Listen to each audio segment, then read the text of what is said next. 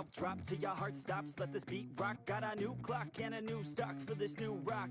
Just let your mind loose from the new stock. Drunk off the goose, thinking that I'm too pop. Getting caught with a few thoughts cause I'm too lost. Off the speakers can't even handle me. Giving what I got, nobody's gonna drain my energy. And I will never stop, I'm motivated by enemies. Setting up shop so everybody remember me. And no, I am not going through life regretfully. I'd rather work non-stop, what they call incessantly, than work some odd job just to live life pleasantly. Already got lost in my mind, not a fantasy. I'm getting there. Forgotten souls, so stop, drop, and roll. You lost all control and pop off your ball. I got squat, I fall. I'm not bought, I'm sold. My stock rocks, it's gold. Hey, knock, knock, she home. It's shit, talk to close. I ain't stopping though. It's hip hop, you know, or is it rock and roll? I'm not dropping down, no, my pocket's grown. You can't stop the show, so get rockin' on. So let me break it all down for you. I ain't never giving up, I ain't never giving up. Taking that crown from you. I ain't worried about you, I ain't never. So let me break it all down for you. I ain't never giving up, I ain't never giving up. Taking that crown from you. I ain't worried about you, I ain't here to make friends. Yeah. I ain't never slowing down, keep on going till I'm down. No, I'm never slowing down, cause we're blowing up now. I ain't never slowing down, keep on going till I'm down. No, I'm never slowing down, cause we're blowing up. Hard words like a weapon, attack with no questions. In my own section, and they still disconnected, cause their mind's been infected, and they're filled with objection. Too filled for recollection, so we're losing all attention. They don't know I'm in contention, cause I'm gaining their attention, cause I'm making a connection. Lyricism and aggression got me feeling my ascension. In my passion, my profession, I'm attacking my obsession, taking action and progressing. I go off on the enemy, that's what makes them scared of me. Make my plans carefully, then execute them daringly. They say I act recklessly, but that's why I'm effective. See, you can't predict my tendencies, I offer no transparency. Some people think I'm lost, others think I'll be a legend. I'm never gonna stop till I'm one above second. And my thoughts at the top, but my mind stay present. Don't let your dreams stop.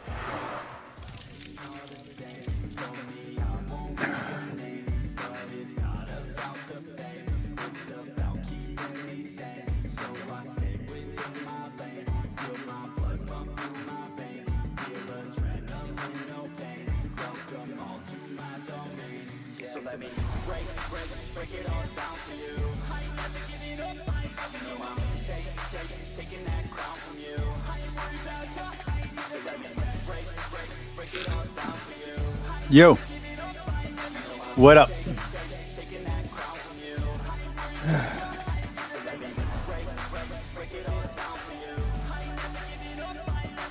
All right, this show is going to be quick. We might only do an hour because I have work tomorrow morning. All right, so we are going to continue on where we left off yesterday. Where is my homie? Where he at? Where he at? Where he at? I didn't add him yet. Okay. What is that guy's name? Let's see.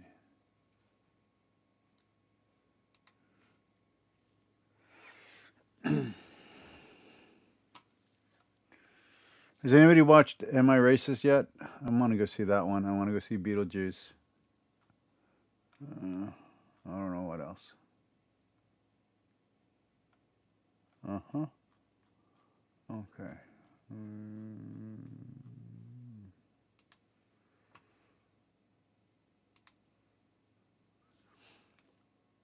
By the way, everyone who's giving Jeremy John shit, don't do that. He's a great reviewer, and he's just giving an honest review. It's fine. It's not politically motivated. Don't act that way.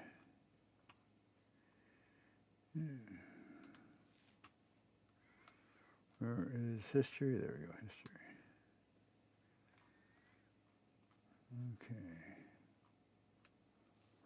Okay.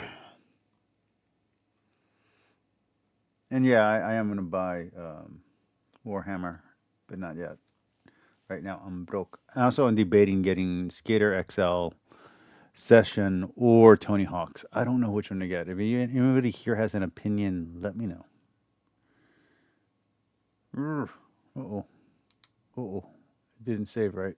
You know, the odds are like 1 in 600,000, but they do happen. All right, no question. Has anyone ever seen somebody get 10 royal flushes in a row?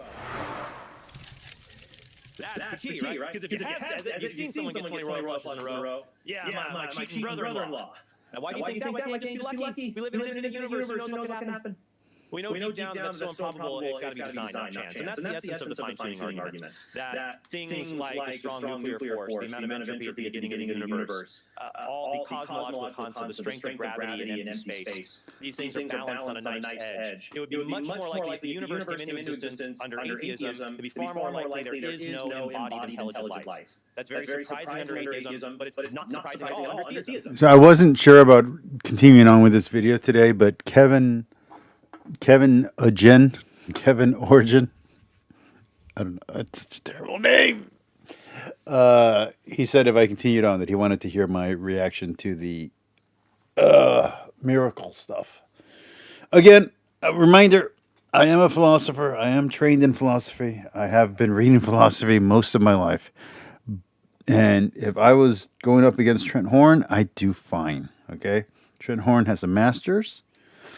But I've gone up against people with doctorates before. That's not a big deal. But I'm not current on philosophy. So when you're talking ancient philosophy, I have a leg up. I've read everything.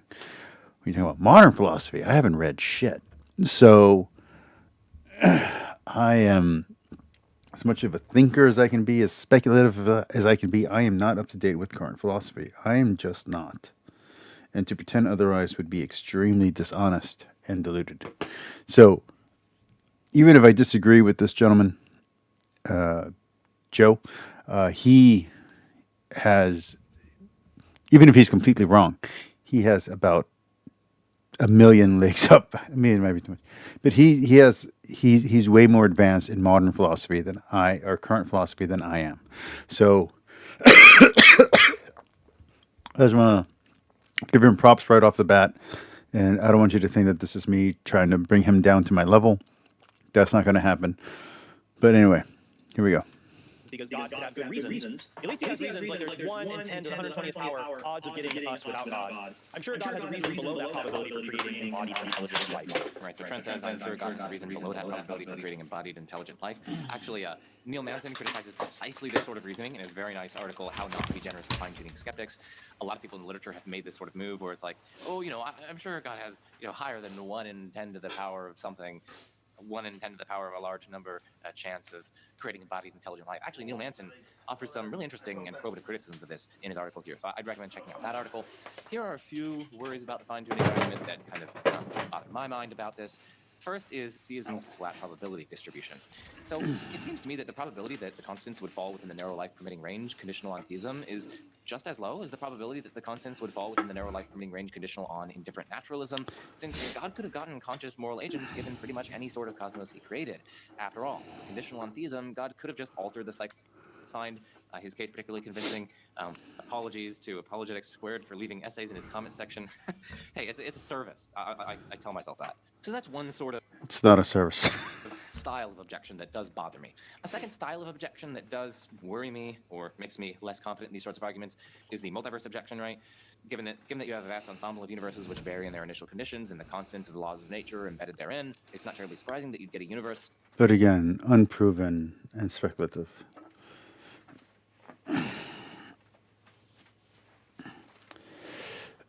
I wouldn't mind debating this guy on philosophy. I wouldn't mind having exactly 3 debates with this guy, and maybe no more after that, depending on how we get along. I would like to debate him on philosophy in general, debate him on the reasonableness of theology, and then debate him on, I don't know, the truth of Catholicism, or just the truth of theism in general. I wouldn't mind doing those 3. If you wanted to debate time travel or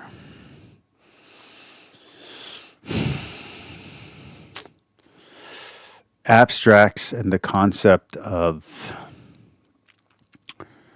things outside of this reality or between this reality and the next reality, I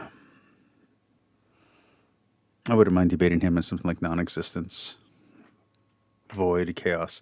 I wouldn't mind debating him on something like that. I just don't know if it'd be productive. But I wouldn't want to debate this guy on religion or Catholicism in general, because I don't think it would be productive. I think it would just become argumentative.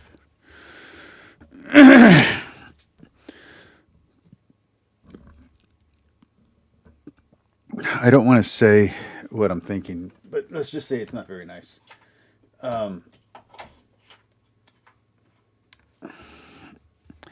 His argumentation style is annoying. And in real life, in my personal life, people who argue like that just annoy the crap out of me. I used to teach martial arts.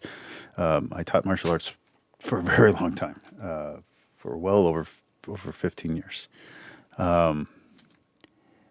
And when, let's say you were training someone with a knife. I'm going to use a fake knife. Okay. Sorry, YouTube doesn't get upset. It's a fake giant rubber knife. Okay. So let's say you're training someone how to cut. So you're going through the motions, blah blah blah. You're going through the back one. You're doing all the lessons, all the way to do it. And then you get to the disarms. Okay, so you teach someone how to do the twist and the turn and there's always one asshole. Every single class I've ever taught, it doesn't matter if there's 3 students or if there's 15 students. Not that I've ever taught 15 students in one class, but I'm just saying. It doesn't matter the number of students. There's always one who will go, well, what do I have a knife in the other hand? What do I have 2 knives? And then they'll go, they'll do it like a shank, right?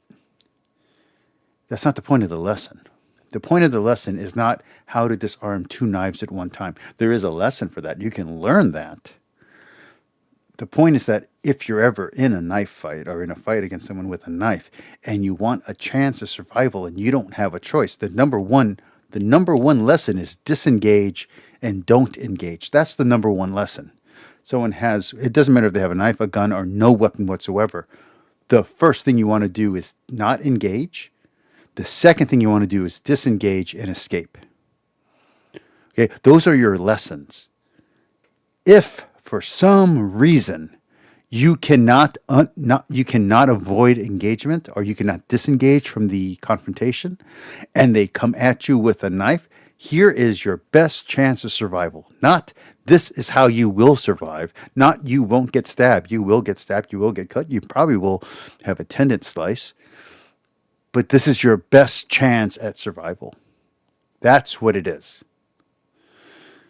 And when you miss that lesson, you're like, whoa, okay, but I have a second knife.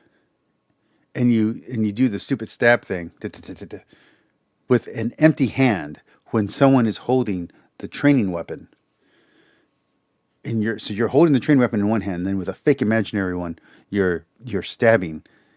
You're missing the lesson. You're missing the point. And I feel like that's happening here. And I feel like that would happen because again, I remember this guy because I've heard him before in other contexts. I feel like if you were having a conversation with him and you presented a simple hypothetical as an exemplar, he would then say, well, what about this over the exception? It's like, that's not the point of the exemplar. That's not what I'm trying to show. We can have that conversation, but that's not the conversation that we're having. And if I'm remembering correctly, those are almost the exact words that Trent has said to him before, if he is the guy I'm thinking of, when he's called into Catholic Answers. I feel Trent has said to him, or someone just like him, that's fine, but that's not what this conversation is about. You want to have the conversation, call in another time. And I feel like this is the guy that he said that to. Whose constants and initial conditions fall within the narrow life-permitting range, and of course, which universe would observers find themselves in? Of course, the ones which are life-permitting. Now, yes, there are responses to the multiverse objection, and my views about these responses actually aren't yet settled. I will say, though, that most of the responses by popular apologists are egregiously bad, but like I said, there are more serious responses within the philosophical literature, and I don't yet have super settled views about them. And so I guess my significant hesitation with respect to these responses breeds a corresponding significant hesitation about the success of the multiverse objection, which in turn breeds a corresponding significant hesitation about the fine-tuning argument itself. Oh, and for replies to some of the popular apologetic responses to the multiverse objection, you can see mistake 119 in part 4 of my Common Mistakes series. Now, one recently popularized response that might be on your mind right now is like, hey, doesn't this reasoning commit the inverse gambler's fallacy? Actually, it's not clear that it does. You can see the nice discussion of precisely this issue in Neil Manson's 2022 paper, Cosmic Fine-Tuning, the Multiverse Hypothesis and the Inverse Gambler's Fallacy.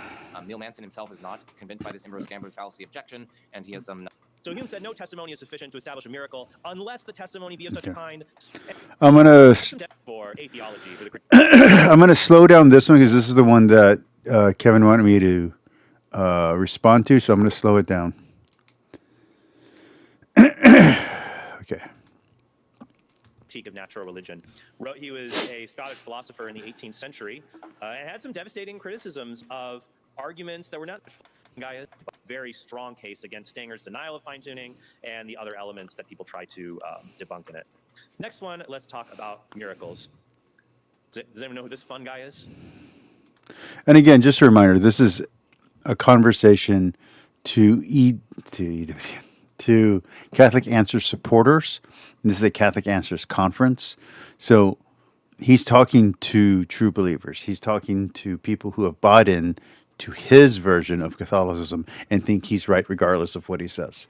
So just to be very clear, this is not him trying to get proofs. This is him giving arguments and counter arguments to prepare his audience for what they might hear in the wild. Okay? Shout it out. Who knows who this guy is?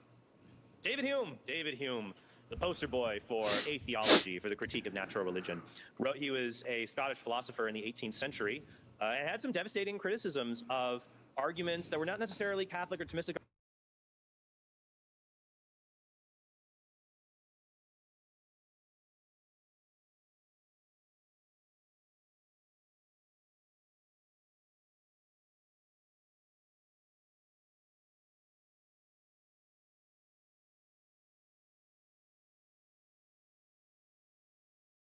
Arguments, but the watchmaker argument, the watchmaker analogy, claims on miracles, and it's persisted to this very day. That a lot of people think they can just cite Hume, and we say, oh well, we're Christians because we have good evidence that Jesus rose from the dead. We have the Gospels, the witness of Paul, the apostles, and Hume. People will often say extraordinary events require extraordinary evidence. Who's heard of that one before? Extraordinary events need extraordinary evidence. So Hume said no testimony is sufficient to establish a miracle unless the testimony be of such a kind that its falsehood would be more miraculous. And again, I'm going to go back to what I said yesterday, and this is, again, a critique of Joe, and in a way, a critique of Trent Horn. Trent Horn and I have the exact same authority in the Catholic Church, which is we have none. This guy, Joe, it doesn't matter how many degrees he has, he's still just the guy. And just because he's not convinced of something doesn't mean that it's true or not true. Remember, my opinion is my opinion, and I'm giving it to you. I'm giving you my opinion. I'm giving you my actual thoughts. That doesn't make me right. It doesn't matter how many degrees this guy has. He can still be wrong. There are plenty of scholars out there who are just absolutely wrong on everything. Having degrees, having doctorates doesn't make you suddenly right or intelligent. Okay, I've outthought plenty of PhDs in my life. You just are good at studying. And I'm saying that as someone who's married to someone with a PhD. It doesn't mean anything. You're still going to lose an argument to your girlfriend or boyfriend who dropped out of high school. You're still going to lose the argument. It doesn't matter how many degrees you have. So, again, as I said yesterday, you need to simmer down. And you need to engage the argument as it is and not assume you're right or that you know better. You might know better. You might be right. But it's just as easy that you could be wrong. And I feel like you're lacking a little bit of humility. Based on what I've heard from you before and what I've heard from you in this video. That isn't to say that you're acting arrogant or prideful or disrespectful. You're probably one of the most respectful objectors I've ever heard when it comes to Trent Horn. So I want to be very clear. I'm not saying that you're acting boisterous or insulting or anything like that. It's not a personal attack. I'm saying that your pride, your hubris in your intellect, the hubris you have concerning your intellect, may not be justified. Like, you might publish a lot of books, that's fine. I've published, some stuff back when I was in my 20s. But that doesn't mean that you're smarter than me or that I'm smarter than you or that we got some kind of competitive thing going on. And I hear that happening with Trent. I hear you competing with Trent's knowledge, saying, well, this is wrong because I don't buy into this. This is wrong because of that. I think that's a wrong approach to everything. Not just to philosophy and not just to theology and not just religion. I think that's the wrong approach to life. I think you have a bad approach to life based on this here. And if I'm not confusing you for someone else that I've heard engage with Trent Horn before. And the fact which it endeavors to establish. So any evidence you have for a miracle would have to be more miraculous than the miracle itself, or at least it'd be a miracle that the evidence was actually false. And that raises the bar so high, almost no miracle could really could pass it. But we have some newer arguments that really challenge a lot of this. This is a book from, I think, 2008 by John Ehrman. Okay.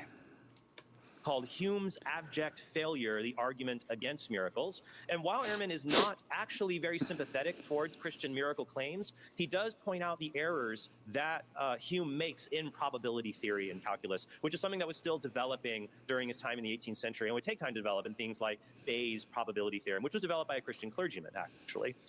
I'll give you just one example of this is an objection, even in Hume's own time, that he kind of glossed over that I think shows the problem. What Hume is basically saying is that, look, people lie, people are mistaken, nature doesn't lie. Nature is not mistaken. Nature tells us its laws. This is the way it's always been. Our uniform experience is never broken. What's more likely? The uniform experience was broken and a miracle happened, or... As someone who has lived through miracles and has had insane, miraculous things happen, both good and bad, awe-inspiring things happen, the world isn't that organized. It's just not. Somebody told a fib, or they had too much wine, all right? But the problem here is that how do you know we have uniform experience miracles don't happen? This kind of assumes what it needs to prove. So I have a picture here of British explorers landing in Tahiti. So imagine you're a British explorer and you're in Tahiti. I'm not sure, but I think Trent Horn's going to go to the Black Swan thing. The Black Swan event. And you run to a tree and eat some oranges because you probably have scurvy. That's why they kept limes with them. They're limeys, so they don't get scurvy, vitamin C deficiency. Then after that, you tell the natives as best you can what it's like in England and say, oh yeah, we, in winter, we go out and we walk on the lake. And we skate on the lake. Now, should these people believe this? After all, their uniform experience in Tahiti for the entire length of their civilization and existence is that you cannot walk on water. That's impossible. That's their uniform experience. Maybe their uniform experience, though, is truncated. Maybe it's missing some aspects of the world. And so that's one of the flaws here. We have more philosophical retorts that are involved to these objections to miracles. I really like this book. This is the other Andrew Loke book. This is probably one of my favorite new books on the resurrection. So very briefly about the resurrection case, of course that can happen. I don't like that he skipped over and didn't engage with what Trent had just said, because what Trent had just said was more relevant, I think, than almost anything Trent had said in this entire video. Which is you're dealing with a limited data set when there's unlimited amounts of data. Or at least, respective to the amount of life you have, the amount of data available is more than you can process in your lifetime. So, unlimited in respect to the length, to the amount of knowledge you can possibly process and take in. The brain is a memory bank, and it can only hold so much information. You know what I'm saying? Like, whether you want to talk about you won't live long enough to process all the information that you'd have to process, or that you don't have the capacity to store all the information that exists. The point is, you are always going to have blind spots. You're always going to have limited data to play from. Even if you know more than everyone else in the world, like you, that comes off like you kind of seem like you think you do. You can never be the smartest person in the world. Because as you age, your IQ drops. And as you age out of cognitive ability, your memory begins to fade. So even if you wanted to store all the information accurately, you're by nature incapable of doing so. We recommend great scholarship on this by people like Dale Allison. But I also do wish more apologists would interact with some of the popular work that we could say counter apologists are putting out.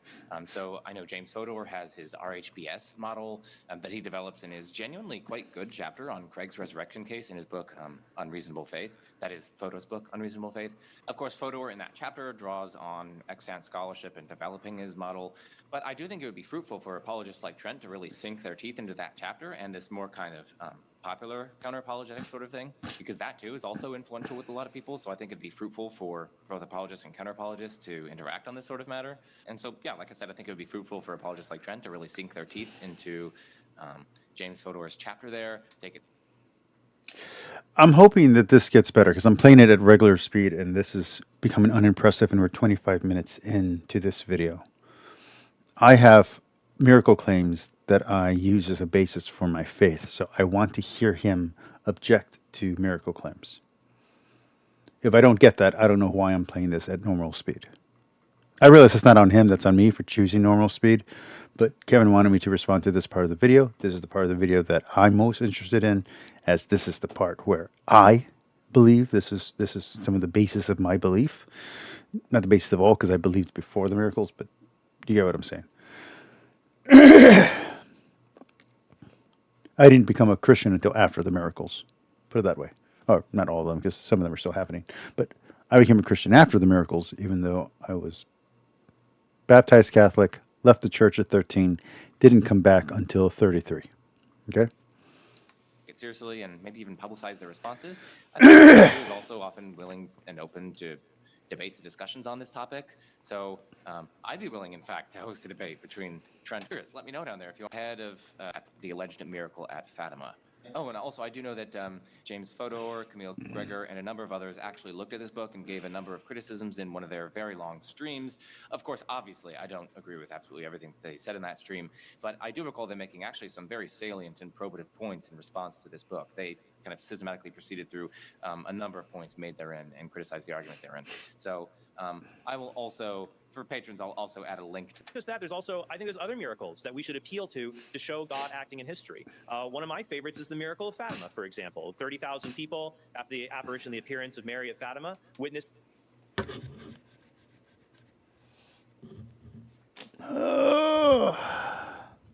So my father went to Lourdes and to Fatima.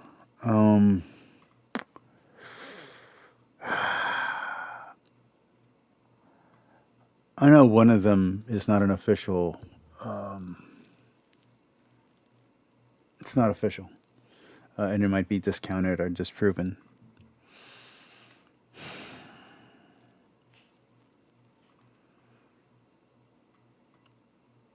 I don't.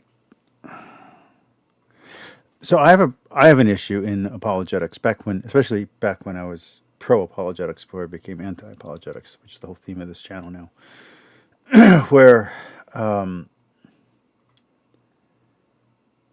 I don't like or I don't enjoy when people conflate the problem of evil with the problem of suffering. Those are two completely different things.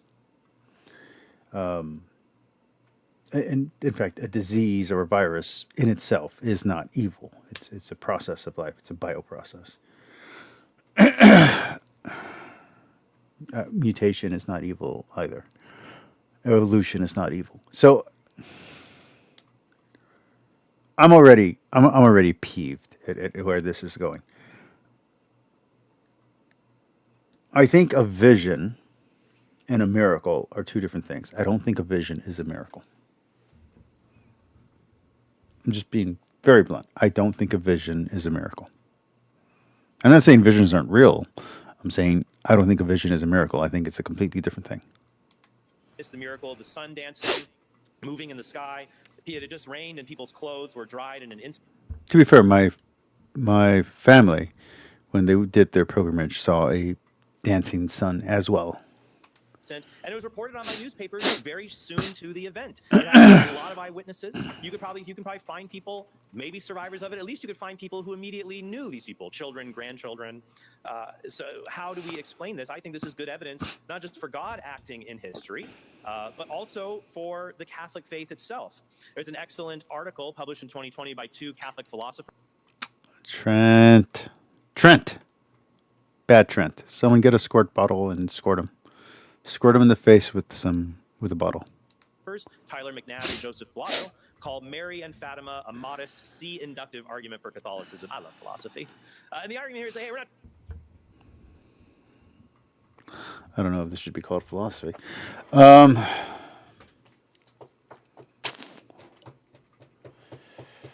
would be like basing the shroud, based on the latest discovery about the shroud, as your basis of faith, and saying that this miracle proves Christianity true. It does not. Even if it is even if the Shroud of Turin really is Jesus, which I think it's safe to say it's probably a Jewish man, but more than likely a medieval Jewish man.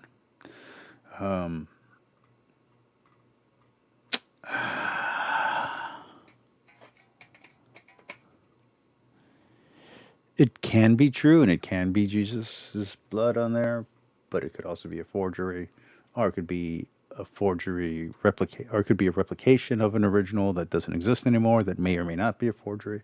There's a lot of things it could be. But your faith shouldn't rest on whether it is or isn't actually Jesus' image on the Shroud of Turin, because that has nothing to do with the gospel. It has nothing to do with God forgiving you. It has nothing to do with anything. If it is possible that it is the shroud that Lucy put onto his face, that'd be cool. If it's the shroud he was buried in, okay. But it doesn't mean anything one way or the other. It's an interesting proof if it was him, but even if by some miracle, pun intended, it dates back to the time of Jesus, Jesus was not the only person crucified. There are tons of people crucified. So we could be looking at an image of, what's his name? Spartacus. Just as easy as we could be looking at an image of Jesus. If it's authentic. Which again, it is unsettled whether it is or isn't, and most of the science, most of the reputable science is saying it isn't.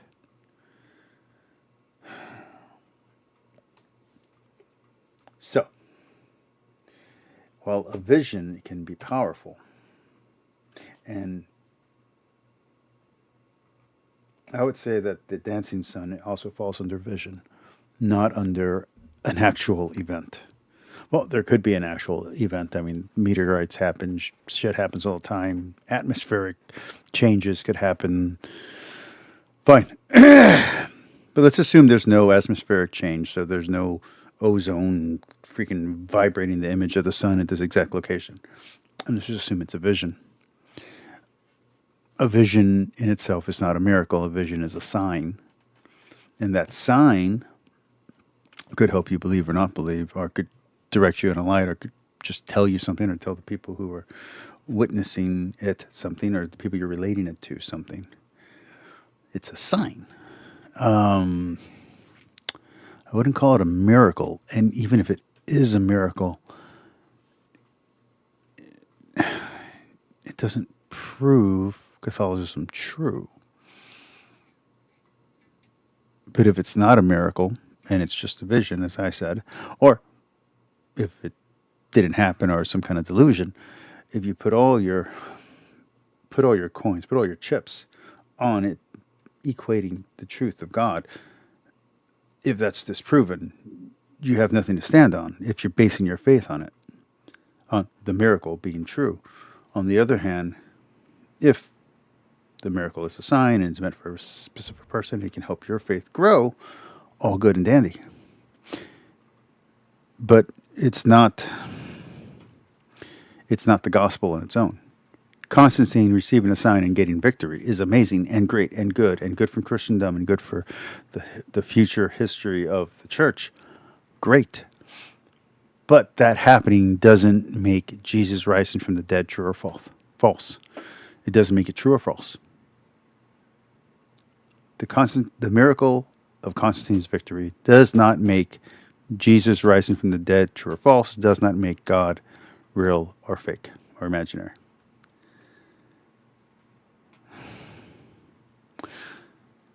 like I said yesterday, God is real whether the Bible is true or not. What we're saying is that what the Bible says about God is true. Is true. That's what we're saying. That's the whole amen. That's the whole Christian Catholic thing. Or Catholic Christian thing. That's what we're saying amen to. We're saying it's true. But you can believe in God and not affirm the Bible and still be correct that there is a God. And if the Bible's wrong or the Bible's ever proven untrue, that doesn't disprove that there is a God. Not trying to prove Catholicism, but if you were adding up the evidence, well, it tips the scale towards Catholicism. What McNabb and Blotto say is that, look, if Martin Luther appeared in an apparition with a message from God, that'd probably be evidence for Protestantism. If John Calvin showed up with a message from God, this would be evidence for Reformed Protestant tradition. The fact that God chose Mary to reveal a message in a Roman Catholic context, like at Fatima, where heavy Marian devotion is common and seen as biblical, this gives us evidence that the Roman Catholic tradition. I'm going to pull a tux. How do you know that it wasn't a demonic vision? How do you know? How do you know that it wasn't a delusion? How do you know that it was an assignment for specific people in a specific group? Even if it was an angelic true vision, if it was Mary, how do we know that what they reported is correct? If the vision was meant for a specific time in a specific place, for specific people, so that way they could convert and that way they could strengthen these people.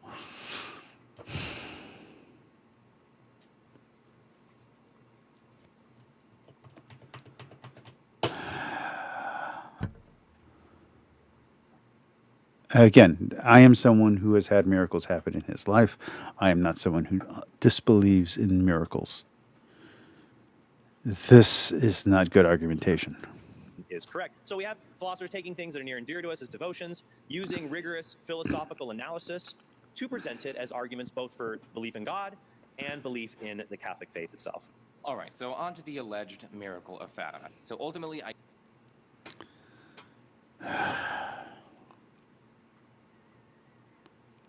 don't know exactly what happened. I'm not going to pretend otherwise. I think epistemic humility is called for when investigating somewhat mysterious phenomena like this. Nevertheless, I don't find the case for a divinely caused miracle super rationally compelling. For starters, the probability that some event is miraculous prior The whole point of a miracle is that it defies probability. So already you're on the wrong foot. But okay. to examining the evidence is already extremely low. Such an event requires Again, those who are watching, unrelated question. Do I buy Session? Do I buy Skater XL? Or do I buy Tony Hawk 1 and 2? Tony Hawk 1 and 2 is just one game now. ought to exist, to have a very specific intention, and to act in ways that we know he's generally strongly disposed not to act, as at least a general policy. A natural explanation is going to be far more likely prior to examining The whole point of a miracle is that it's unlikely. Probability does not play into, likelihood does not play into miracles. The easiest, most likely explanation does not play into this argument. This is not how miracles work. This is a bad reasoning. This is poor reasoning, and this is where atheists have so much trouble with miracles, because it's not the most likely thing by definition. the evidence, and so the miraculous explanation is significantly hampered from the outset. We can't neglect that. And once we look at the evidence, it isn't particularly compelling to me. We certainly know that there were many thousands... Again, who are you? Why do you matter? Again, it's not compelling to you. It was extremely compelling to my father. My father is a Marian devotee because he went to these places and saw the spinning sun and the dancing sun, or whatever you want to call it. He is a Marian devotee. He's 86 years old. He's not even sure about certain things related to Mass anymore because his memory doesn't work very well. But he still prays the rosary every day, multiple times a day. Okay? So, you not being convinced doesn't mean shit. Me not caring about it doesn't mean shit. It's still the basis for some people's faith. Do I think it should be the basis for people's faith? No. But it is. And so it doesn't matter what my opinion of it is. It matters that they believe in it and that they're using it as a factor in their faith. Trent Horn apparently, this apparition is something that matters to him and is a factor in his faith. Do I think it should be? No. Is it? Yes. Unless you're calling him a liar and he's just saying this so that people will continue to follow him.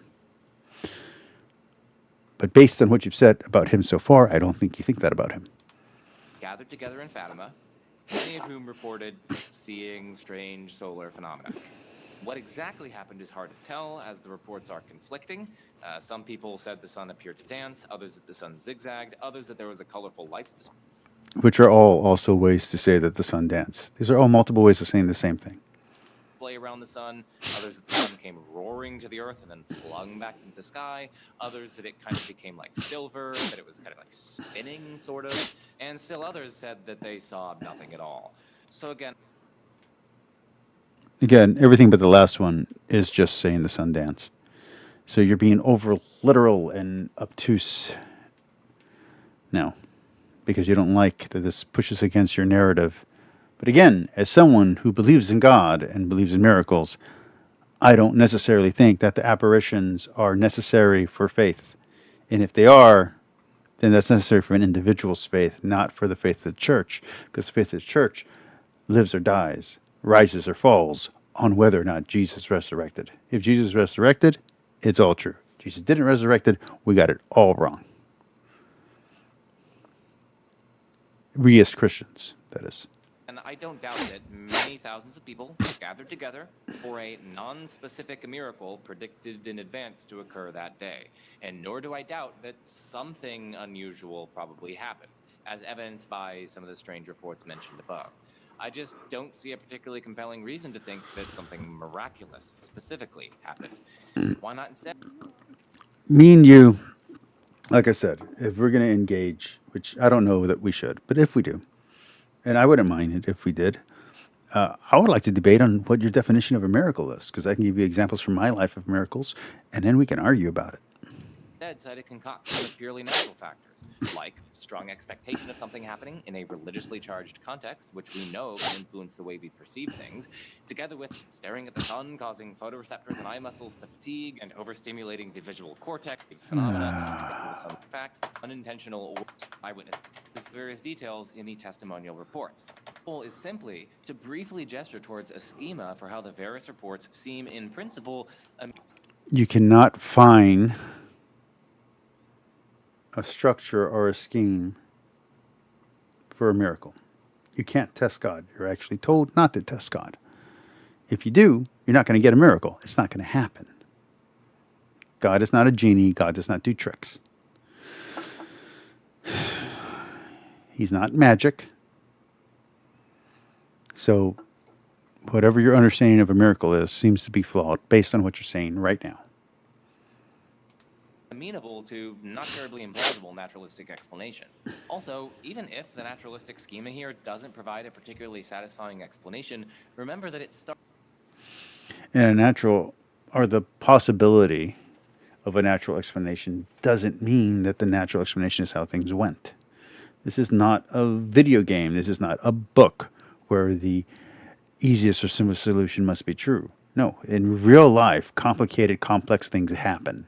There's a reason why innocent people go to jail. There's a reason why guilty people go free. It's because what is most likely to have happened or occurred doesn't always occur. Sometimes the more complicated, weird thing occurs. And the fact that your brain can't seem to handle that is a problem.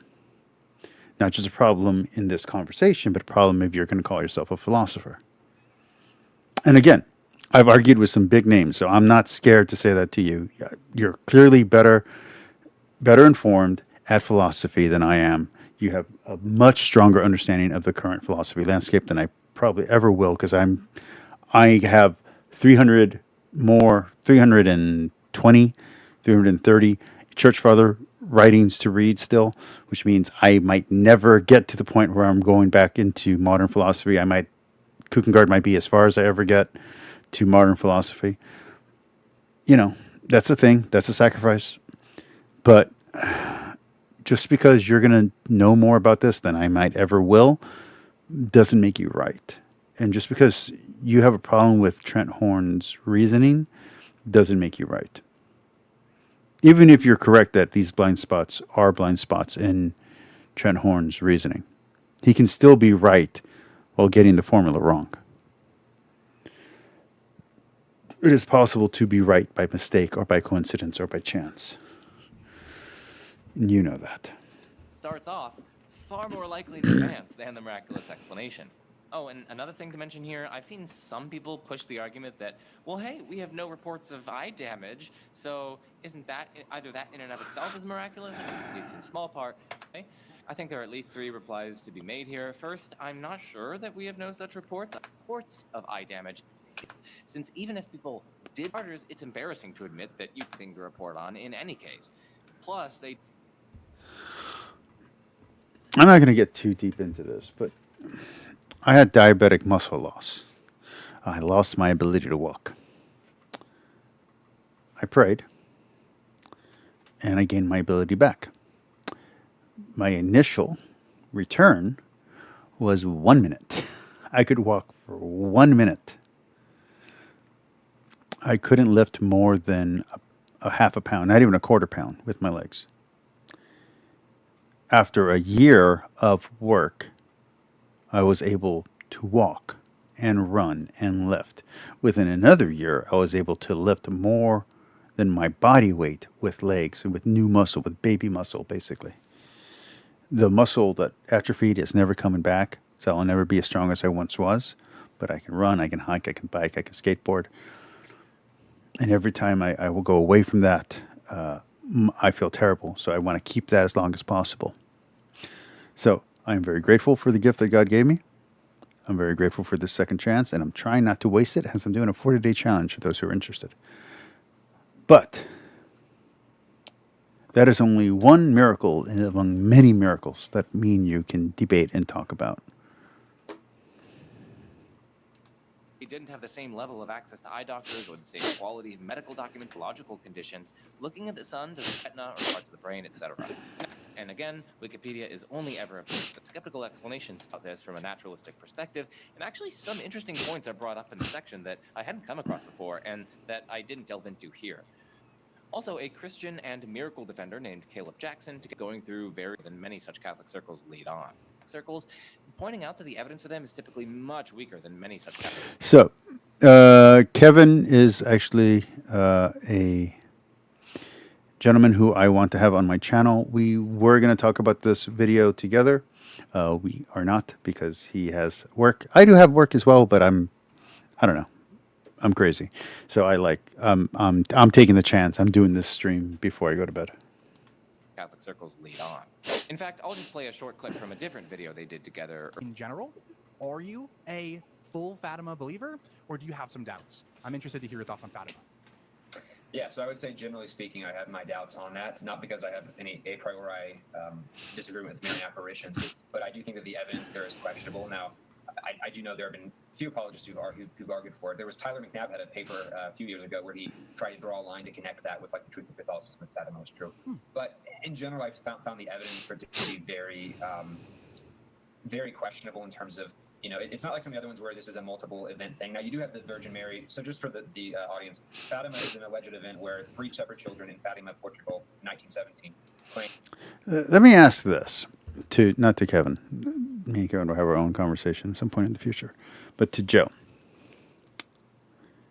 Okay, so again, I don't think a vision should be a basis of faith anyway. But let's just say that it is a vision and it is a miracle.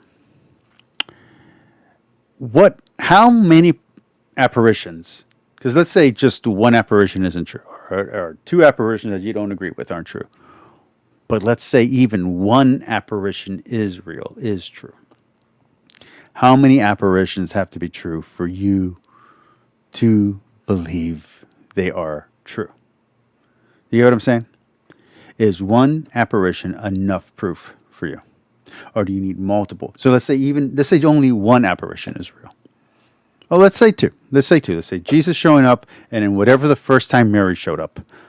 And that's it. All the rest, who knows? Let's make Guadalupe another one that's real, okay?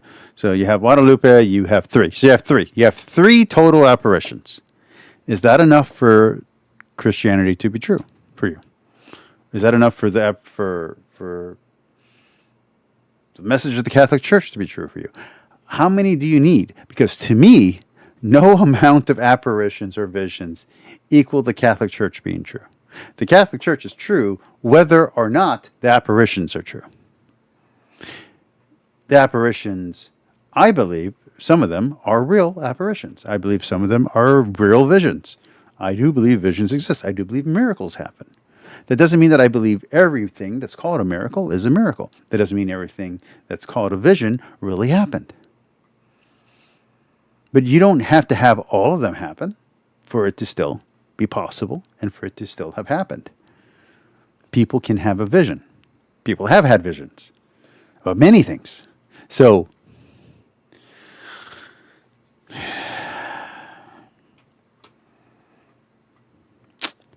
I just as I did not want to review the original video, which was just Trent Horn, before he reissued it, which was just Trent Horn regurgitating old theories.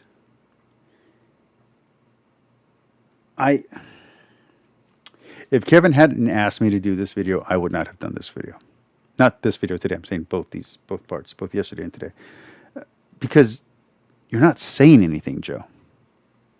It's not that I'm disagreeing with you, but I am neither agreeing with you nor disagreeing with you.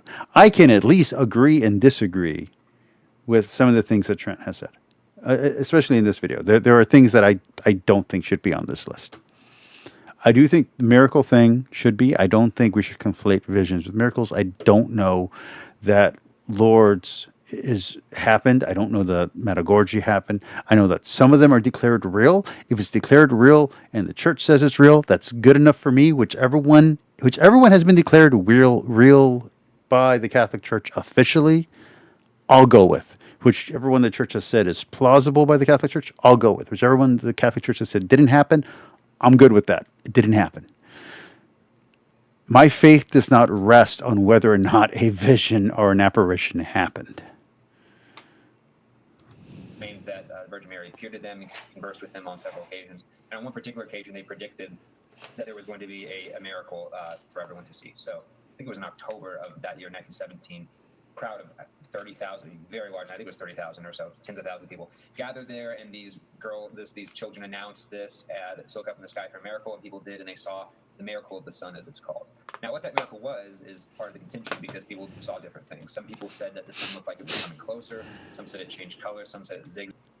So, in a much smaller reoccurrence, which my father was a part of, so was my aunt, so was my uncle. The uncle, by the way, who also was involved in this, is not a Catholic. He's a Methodist. But he would take his wife to all these pilgrimages, and he went with her. They have no reason to lie to me about it. They have no reason to lie to each other. So, I don't know. They saw a dancing sun in one of these reoccurrences when they were on a pilgrimage, and they weren't the only ones. There was a group of people. Not everyone in the group saw it, but there was a group that saw it. So, and reoccurrences of certain visions happen.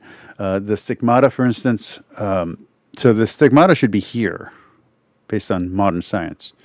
Although now people are saying that it might be the hand again. But for a long time, it had to be the wrist. But the stigmata is always on the hand.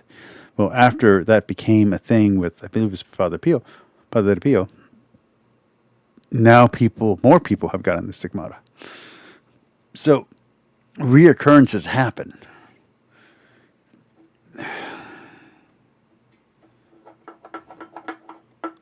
I'm not going to talk about that. There's a related incident in my life, but I'm not going to talk about that specific one. Exact. Some people didn't say anything at all. So, there's a lot of controversy behind that, and I'm not entirely sure what they think of it, but I do feel, I think that the foremost point is that it's obvious from an astronomical perspective that the sun did not actually move, because that would be detectable by every metric of the way, right? Not only in one location. So you're going to have to say that if this was a miracle, then our Blessed Mother would have basically caused a mass illusion on behalf of the audience. Well, that's a vision. That's what a vision is. A vision is something that only certain people can see.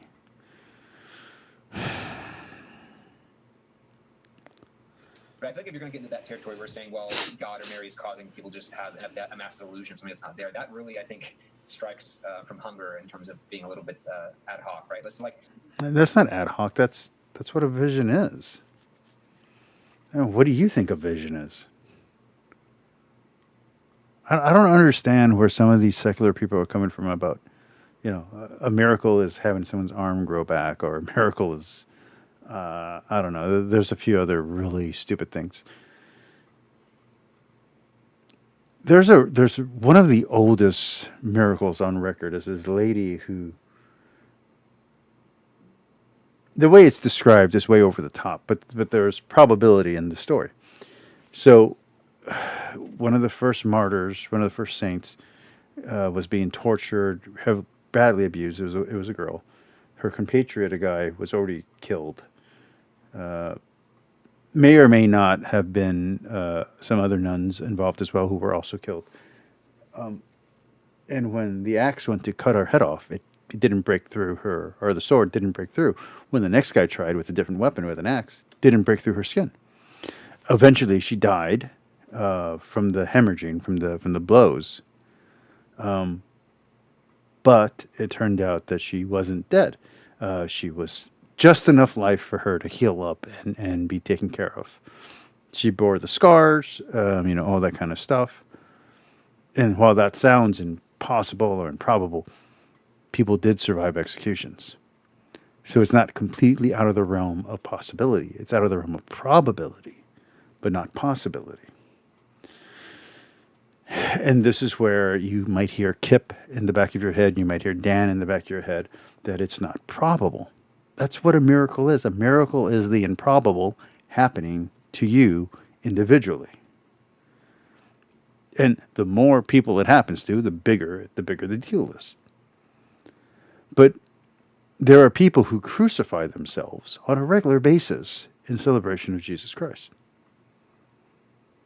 There are people who swallow swords. There are people who spit fire. There are people who do tons of tricks. Now, these aren't magic tricks. They're really doing these things with these weapons. This is not an illusionist who's pretending to do these things, because that happens too. These are people who, either through training, skill, practice, can contort their body in such a way to get away with these tricks. There's a contortionist here on YouTube who she can fold herself into a very small, like, backpack. It's not that she's made of cello, is that her body is trained in such a way that she can do these things based on her, genetic abnormalities. So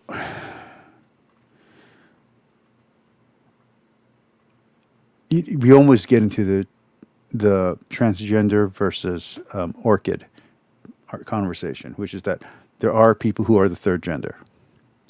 There are people who are intersexed. So even if you're a super hardcore Christian and somehow you create a nation where there are no people who identify as trans in any kind of way, population-wise, you're still going to have a percentage that will be intersexed. Even if you are completely naturalistic, if you meet enough people, you will meet someone who has had a real miracle happen, someone who has defied the odds. Now, I know that through chaos theory, which has been somewhat debunked now, but I still love chaos theory, that you can find mathematically when the exception is supposed to occur. I get that. And if you want to have that argument, we can have that argument and ask if the exception is inserted into the equation, is it still an exception? We can have that debate. Is if the unnatural thing can be mathematically predicted, is it still unnatural? That is a debate worth having. But that the exception happens, there is no denial. That there is a third gender is no denial. That I was born, wait, where is it? With extra pieces, there is no denial. Got this on my foot too.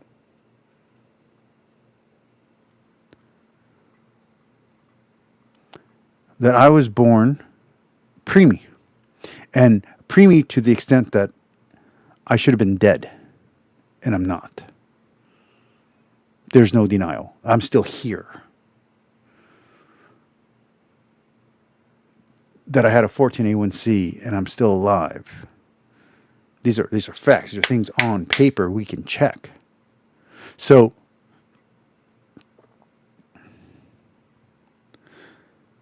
I've seen a man with no legs walk. I've seen my uncle, who I have a part of his leg right there. I've never shown this on TV. I'm going to show this on this stream just for this argument.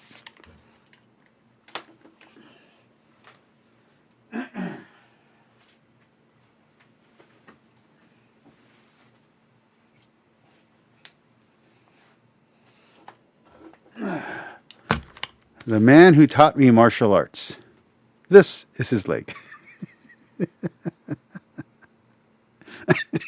It's not a joke.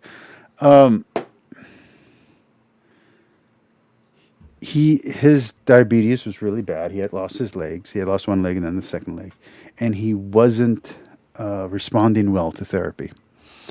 So they said he wasn't going to be able to walk his daughter for her quinceanera.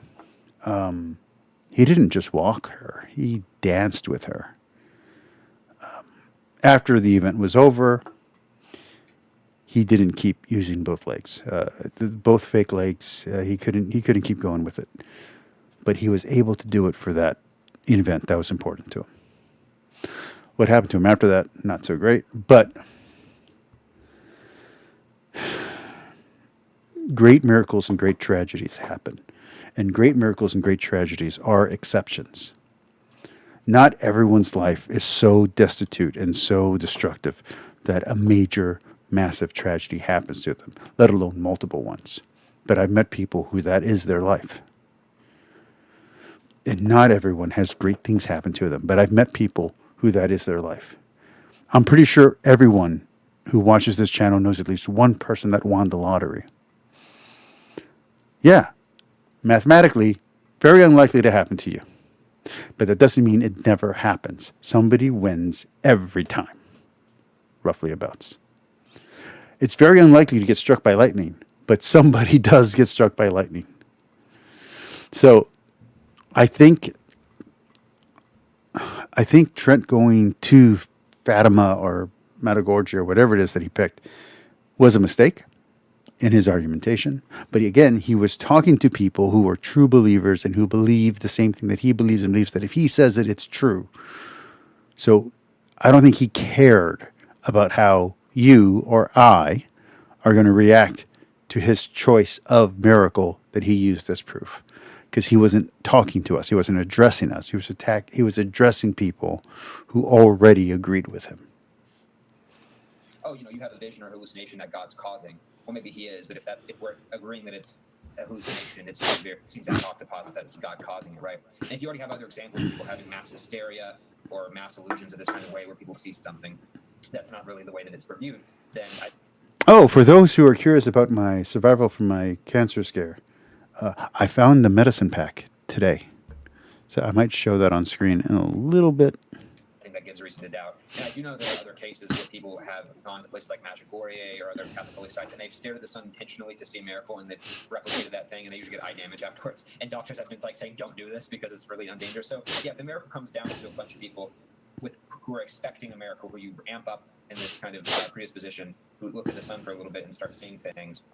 When you put it in those terms, it does seem a little crass to say that this is a miracle when you have people who just saw weird things after studying the sun for a little bit, right? So now, some people think that this could have been like what's called a sundog or some kind of weird weather aspect.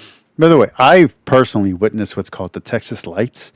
It's on South Padre Island. You go out past 0.5. Now, I think you have to go beyond past 0.5 because now there's too much ambient light now because of the hotels. But you go to where there's no ambient light and you start to drive, you will have one, sometimes two. The most you'll get is 3 lights following you. And it doesn't matter what direction you go, you'll see them in the sky, not in the water. So it's not a reflection from the moon. You'll see them in the sky. Art Bell, Coast to Coast AM, talked about it, and me and my friends were like, let's go see if we can recreate it. And we stayed out there super late. This is the same night a bunch of weird, cool things happened to us. One of them, which I do consider a miracle, at least one of them was a miracle, put it that way. We saw the Texas Lights, and it was awesome. We didn't think it was space aliens. We didn't think it was angels. We didn't think it was demons. We didn't think it was a miracle. But it's a cool phenomenon. So let's say that the dancing sun, which again, as he just admitted, people do go to go see. And my dad and my aunt and my uncle went with a group of pilgrims. They went multiple times, but this particular time they did see the dancing sun. Let's say there's a phenomenon there, atmospheric phenomenon, who knows, where if you go there and you look at the sun a certain way, you do get that effect. And it's a phenomenon, not a miracle. To these people, it is still part of the reason for their belief that you can go there and recreate this phenomenon, not a miracle. Which is why I have a problem with Trent saying it's a miracle. Because if it's a miracle, it should not be repeatable, and it definitely should not be predictable, and it definitely should not be recreatable. Because if it's predictable, recreatable, and whatever the third thing is that I said, then it's a phenomenon, not a miracle. A weird, odd, natural phenomenon, but a phenomenon nonetheless. That's a possibility, although at that point you have to say, how do these girls predict this, given, this is prior to modern meteorology, unless they got lucky or something. So I don't think that's the most likely.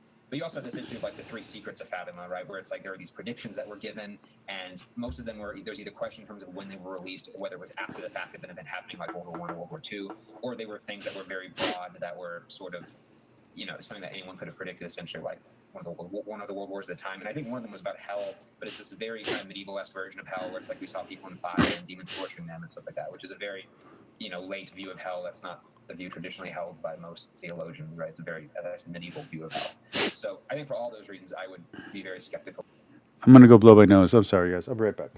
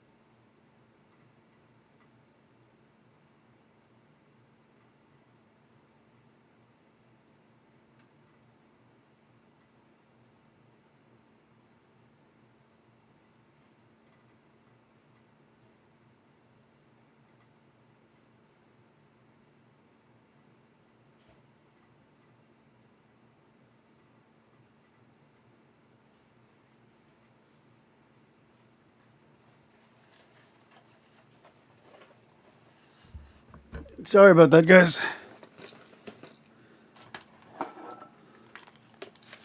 Can you hear me? Did it freeze? There we go. I went to go grab something to show you all, and I caught my dad wandering. He has Alzheimer's, so that wasn't good. Sorry about that. Okay, so again, I had H. pylori. I didn't have cancer, but it was a cancer scare. They thought I might have stomach cancer because I was bleeding from my stomach, from my intestines for years. And by the time that it started off as a small trickle, but then it turned into a bowl full of blood every time. And this is what I took. Got a prep pack. I hope there's no private information on here. It's called a prep pack. One antibiotic, one antibacterial, and one radiated pill. That's what I took. So, yeah, no, for real. I went through that. I survived it.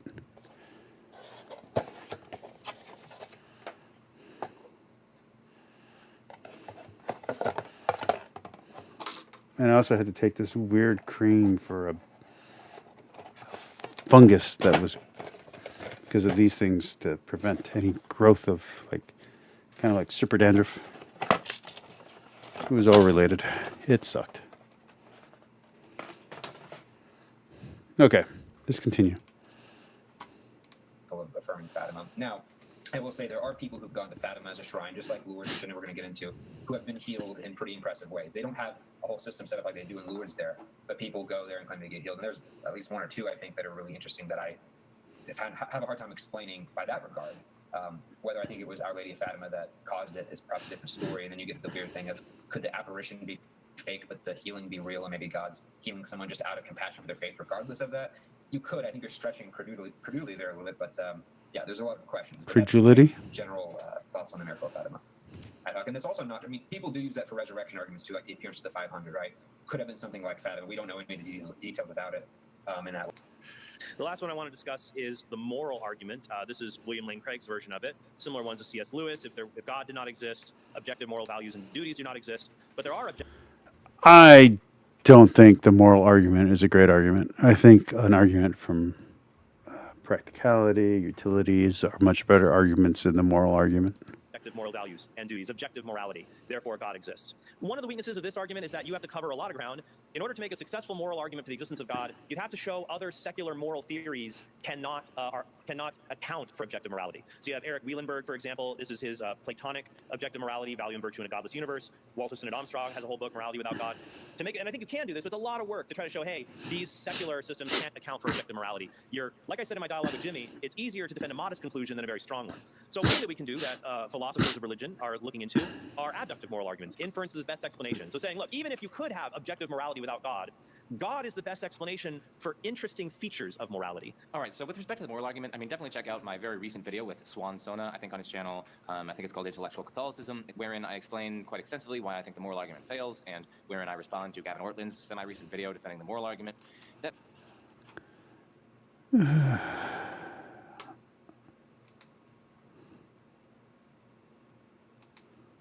Hollands would be the nerdy way to put that. But he found it interesting. And Jimmy, at the end of our dialogue yesterday, said that my reformulation of the Kalam argument was interesting and he wanted to pursue it more. And I was like, what? Because that's what we're trying to do. That we present an argument, it's not going to always be foolproof right off the bat. But to say, oh, that's very interesting. Let's explore that more and refine it. That's what we are all trying to do, is iron sharpens iron. All right, so that's going to do it for Trent's video here. And now we're getting back to my notes. So it's this argument from a kind of special human dig, or is it? Man, I feel like Vsauce with that one. So Okay, so we're done. We're good. I got to go check on my dad because he was wandering. He was opening up doors, which is not good. I got to go deal with that. I was hoping just to go to bed. Oh well. I love you all. Trent Horn here is done, but I'm too. I love you all. Have a good night. Say a prayer for me. Later.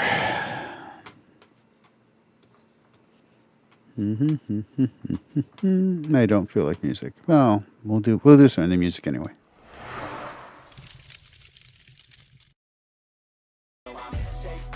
Taking that crown from you. I ain't worried about you. I ain't so let me break it all down for you. I ain't never giving up. I ain't never giving up. I'm taking that crown from you. I ain't worried about you.